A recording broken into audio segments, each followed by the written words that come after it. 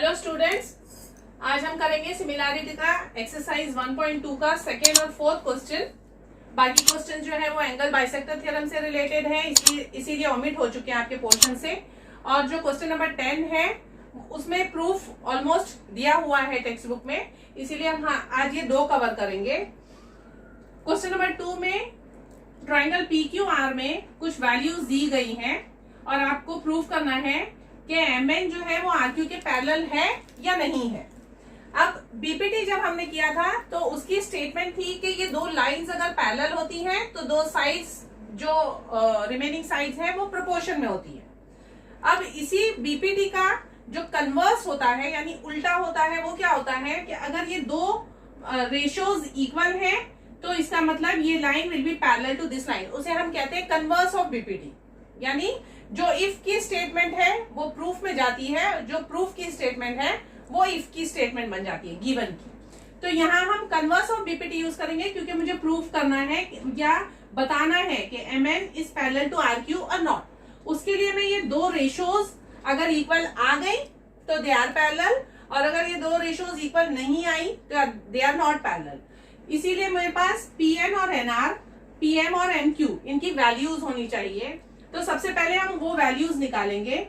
हमारे पास given statement है कि PR is 20, PR is 20, NR is 8। तो इससे मुझे PN की वैल्यू मिल जाएगी। Therefore, PN is equal to 20 minus 8। Reason क्या होगा? P dash N dash R, यानी PNR क्योंकि कोलिनियर पॉइंट्स हैं इसीलिए मैं माइनस करके आंसर निकाल सकती हूँ। 20 माइनस 8 इज 12। तो PN की वैल्यू मेरी 12 आ गई। अब हम इस सेगमेंट की बात करते हैं PQ। यहां हमें PQ दिया हुआ है 25 और PM दिया हुआ है 15। इससे फिर मुझे मिलेगा MQ is equal to 25 minus 15 which is equal to 10। यहां पे रीजन होगा P dash M dash Q, क्योंकि तीनों एक ही लाइन में मैं माइनस कर सकती हूँ। अगर पॉइंट्स कोलिनियर नहीं होते तो हम माइनस नहीं कर सकते। तो ये हो गया हमारा ये दो आंसर जो वैल्यूज अननोन थी। अब मैं रेशियो लिखूंगी PN upon NR is equal to PN क्या आया है 12 और NR कितना है 8। अगर मैं इसे कैंसिल करूंगी 4 3 जा 4 2 जा, मेरी रेशियो आ गई 3:2, फर्स्ट इक्वेशन। सिमिलरली उस side PM upon MQ is equal to PM मेरा 15 है और MQ हमारा 10 है। इसे भी कैंसिल करेंगे 5 से, 5 3 जा 5 2 जा, फिर वैल्यू आ गई 3/2। क्योंकि ये दोनों रेशियोज इक्वल आए हैं from 1 and 2 we get PN upon NR is equal to PM upon MQ. Therefore, by converse of BPT, basic proportionality theorem, we get NM is parallel to RQ, जो हमें बताना था कि whether they are parallel or no, तो they are parallel. I hope आप लोगों को question number 2 समझ में आ गया होगा। इसके बाद आते हैं क्वेश्चन नंबर 4। क्वेश्चन नंबर 4 में ये एंगल दिया हुआ है ट्राइंगल ABC में। आपको ये बताना है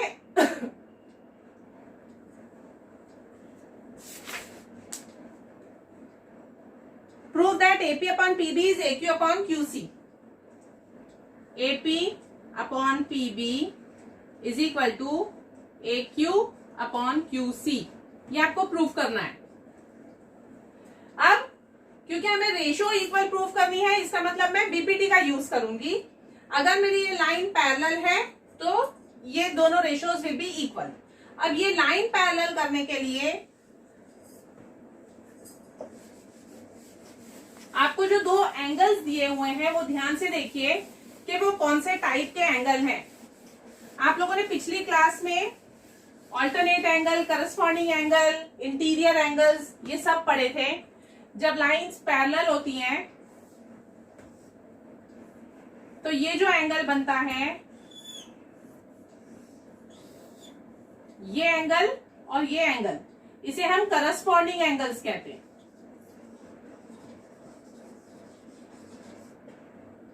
तो अगर करस्पॉन्डिंग एंगल्स इक्वल होते हैं तो ये लाइंस पैरेलल होती हैं। अगर ये इक्वल नहीं होते तो लाइंस पैरेलल नहीं होती। ये हम पिछली क्लासेस में पढ़ चुके हैं।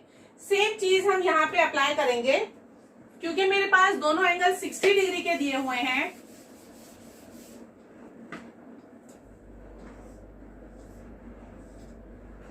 ट्रायंगल ABC में PQ है, ये एंगल 60 डिग्री है और ये एंगल भी 60 डिग्री है। तो since angle APQ is equal to angle ABC is equal to 60 degree, this is given. Therefore by corresponding angle test, PQ is parallel to BC। ये लाइन मुझे पैरेलल मिल गई। अब BPT क्या है? अगर ये दो लाइंस पैरेलल हैं तो AP upon PB is equal to AQ upon QC।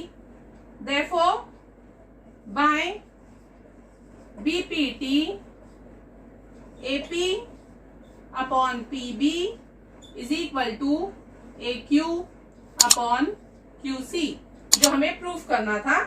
Hence proof. Hope आप लोगों को ये क्वेश्चन भी समझ में आ गया होगा। Thank you.